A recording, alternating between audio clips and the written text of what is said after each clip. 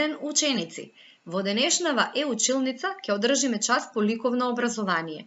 Јас сум наставник Марија Богатиновска од Пробиштип и денеска на овој час по ликовно ќе научиме за слободно движење на линијата. Мотивот на овој час ќе биде летен одмор. Овој час е дел од темата цртање, а цел на часот е да научите да цртате цртеж со помош на слободно движење на линијата и да развивате чувство за естетика. Што ќе ви биде потребно за овој час? Значи лист од блок за цртање, молив и гума што е можно помалку да користите и разновидни предмети што ги имате дома, подоцна ќе ги обезбедите откако ќе ги видите видеата во понатамошниот дел од часот. Најпрво, сакам да ве потсетам дека многу е важно кога цртаме да заземеме правилна положба на телото. Тоа значи да седиме или стоиме исправено. Еве како што е прикажано на оваа слика. Грбот да биде прав. Ниту да сме премногу наведнати, ниту пак премногу обтегнати кон назад и само со правилно држење на телото би можеле да направиме убаво дело ликовно. Исто така важно е и моливот да биде наострен, а ликовниот прибор и материјал правилно распореден. Како што се прикажани на овие слики, забележувате дека пред листот кај што цртаат учениците се поставени боичките, не се поставени до рацете за да можат да ги турнат и да ги истурат боите. Додека овде имаме дрвени боички што се прибираат во чаша и не се расфрлани низ целата маса, како што се, например, на овој цртеж. Вака не треба. Кога цртаме, значи треба да внимаваме на уредноста и на правилното користење на ликовниот прибор и материјал. Сега да видиме што значи тоа слободно движење на линијата. Правилната положба ја кажавме, знаете како правилно се држи моливчето, значи со раката ниту премногу стегнато, ниту премногу лабаво.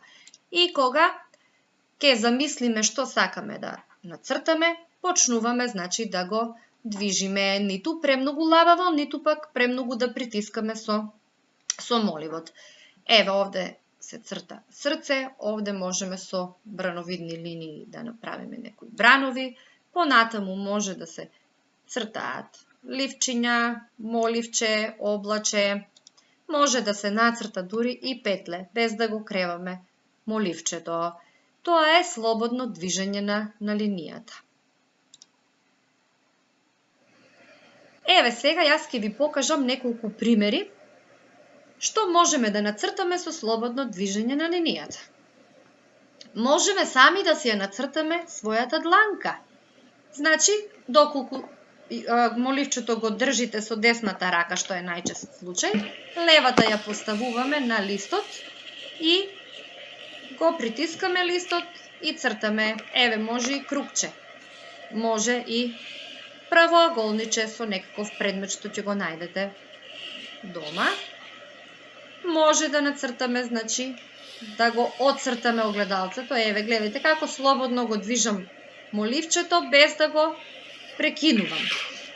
Еве, и ова ќе го нацртаме, што личи на смајли или на сончогледче. Раката воопшто не ја кревам, го движам моливчето слободно по предметот, по рабовите на предметот. И сега, ова што го добив е надворешната линија на предметите.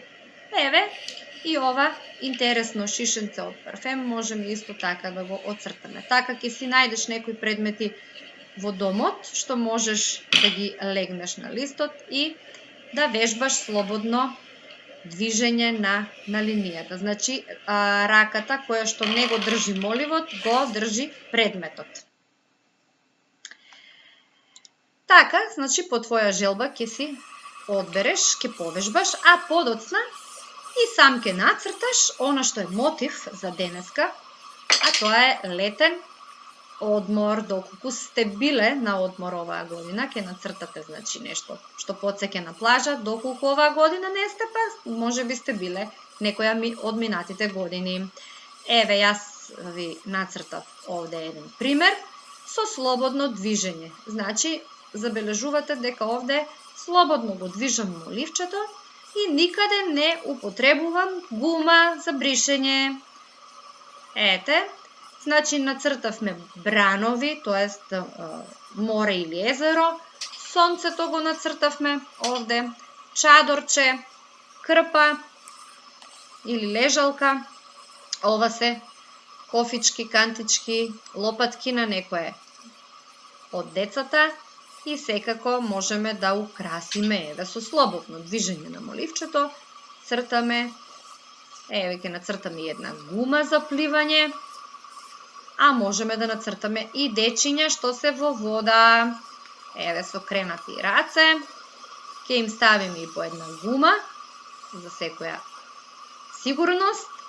Едното дете ќе го нацртаме да гледа кон нас, а другото ќе го нацртаме да гледа кон морето или езерото, значи свртено со грб, еве му е косичката, гумата.